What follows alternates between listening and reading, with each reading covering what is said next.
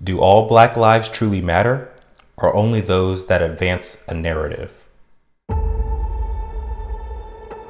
The step-by-step process that was used by the press, first they fanned the flame in such a manner to create hysteria in the mind of the public, and then they shift gears and fan the flame in a manner designed to get the sympathy of the public. And once they go from hysteria to sympathy, their next step is to get the public to support them in whatever act they're getting ready to go down with. You're dealing with a cold, calculating, international machine.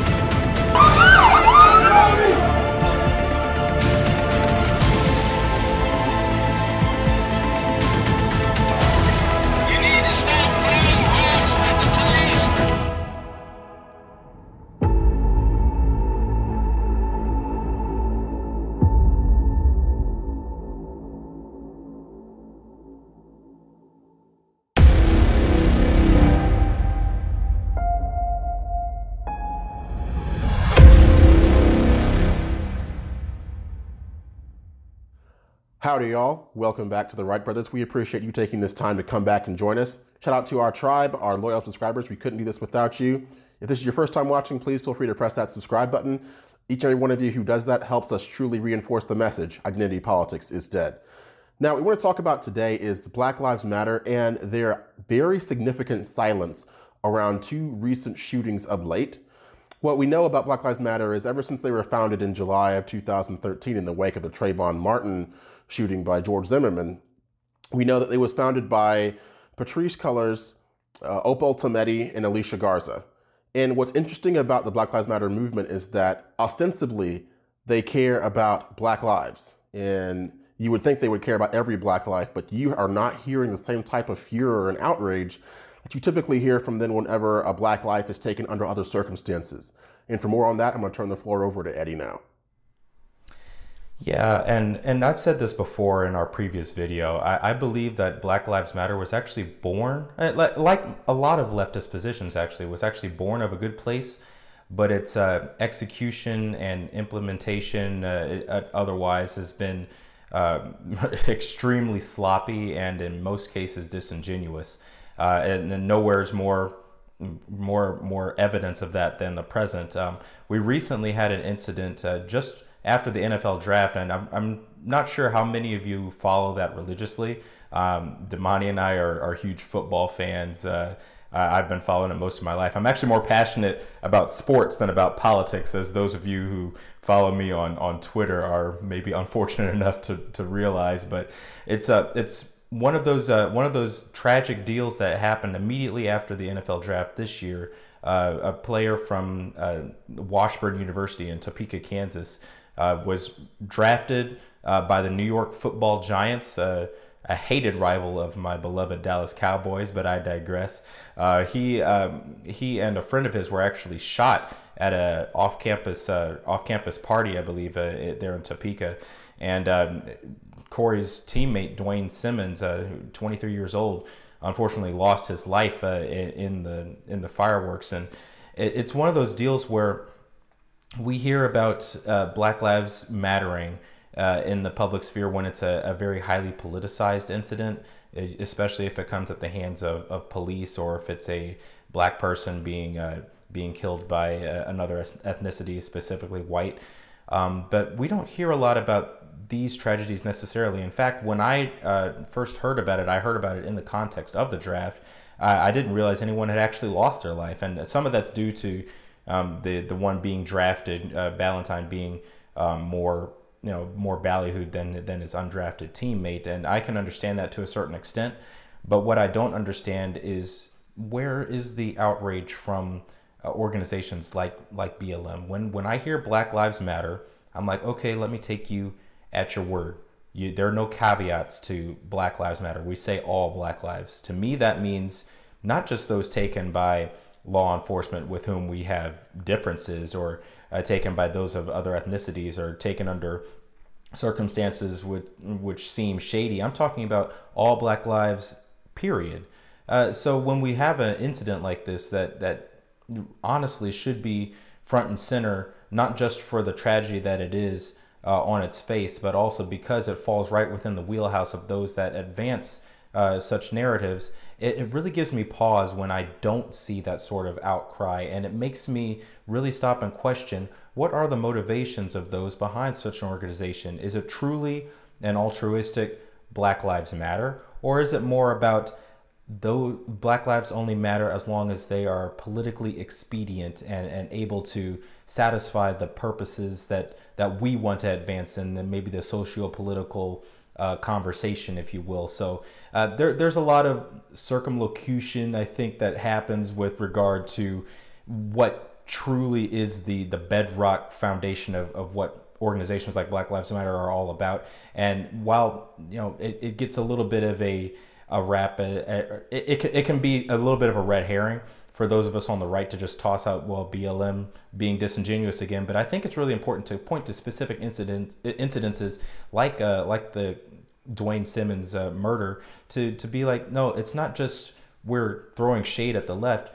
These are real incidents. These are real people that have lost their lives. And if we are going to have organizations exist that purport to fight for those that don't have that voice or had their voice unfairly taken from them, I'd take them a lot more legitimately if we saw the same response across the board, and we simply don't see that. Now, Damani, I know you've noticed the same thing, and what else have you seen regarding the duplicitous nature of the coverage of such incidents?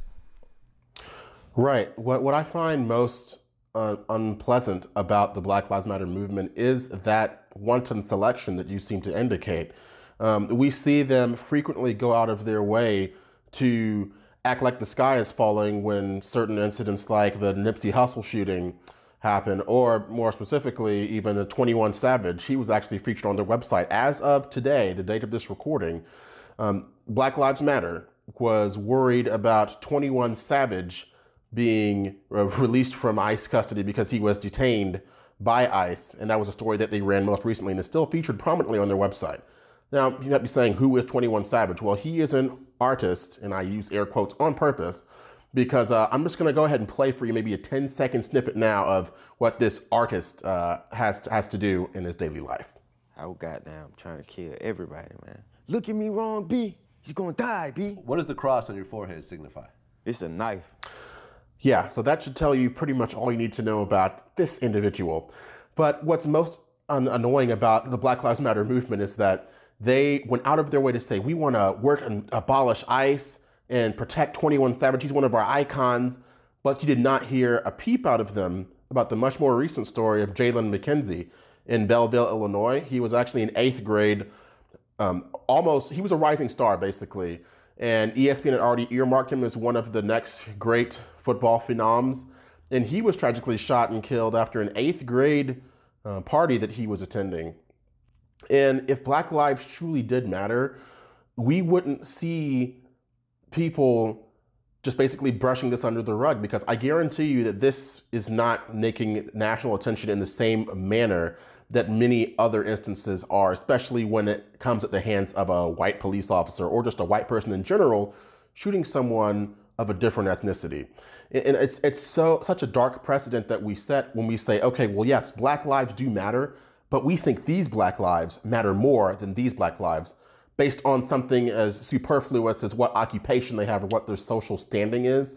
So as Trey said in the beginning, we have to make sure that if we do truly say Black lives matter, and if BLM truly purports to stand for all Black people and all Black lives, then you're going to be just as enraged as you were in other instances, as you were when something like this happens that might not garner the same national attention.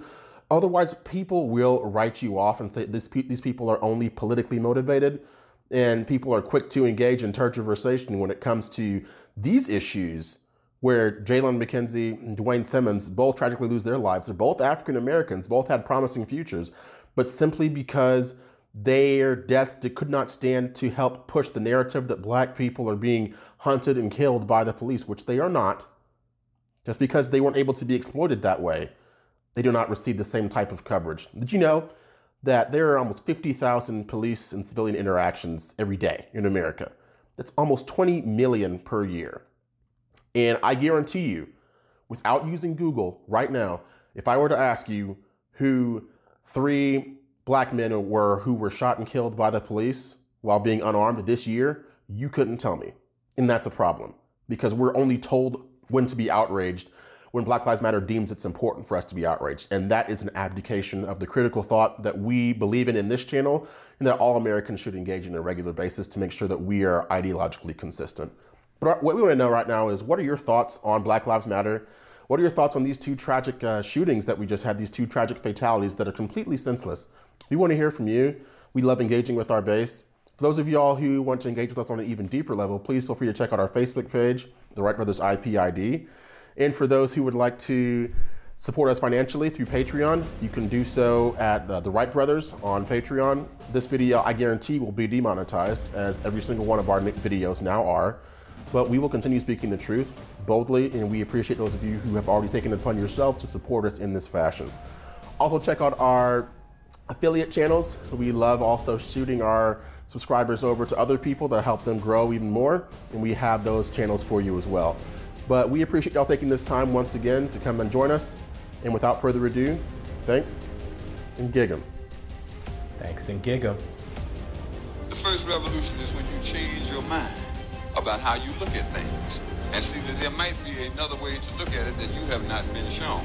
The revolution will not be televised, and be no rerun, brothers and sisters. The revolution will be live.